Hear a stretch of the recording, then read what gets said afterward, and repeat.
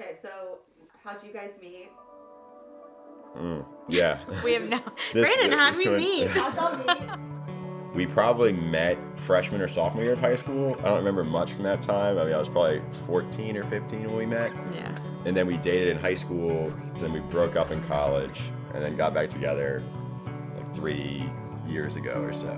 The old high school sweetheart, take a break, get back together, Yeah. figure it all out at the end. Yeah. You just recently had a date. Yeah, we did.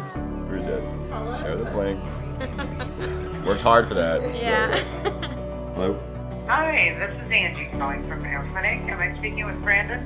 Yes. Hi, Brandon. We have you scheduled for a phone intake this morning to discover meds and allergies and a few things, which you're coming for appointments on Monday. Do you have a few minutes? Yeah. I was diagnosed in September of 21. And he was diagnosed with stage 3 unclassified renal cell carcinoma.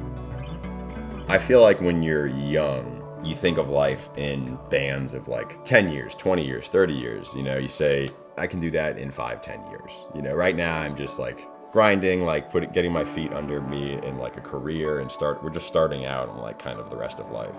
Well, when you get cancer, it's a little bit different because now it's naive to not think about all the ways this could go, right?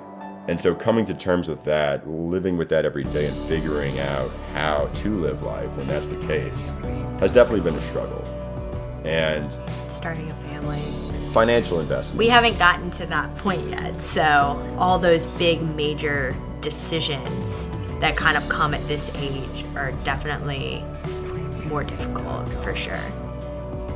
I think about the career that I just started. I just started working in a law firm, just got out of law school, and I had this idea for what life would be.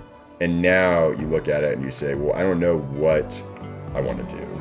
You think 5, 10, 15, 20 years from now is promised, but now it's not necessarily promised. That's difficult because it reorients everything you've thought about life and how you were planning on living life. So I think that's the hardest thing, but it's also sort of changed our perspective on how to live in a way, which has been maybe a good thing. You know, maybe we're enjoying life more than we ever did, even though it's also harder than it ever was.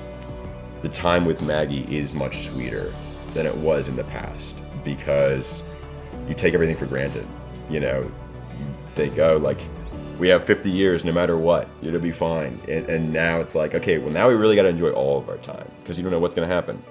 So we have breakfast, lunch, and dinner together every day. And at times, it becomes an issue. We got too much time, maybe.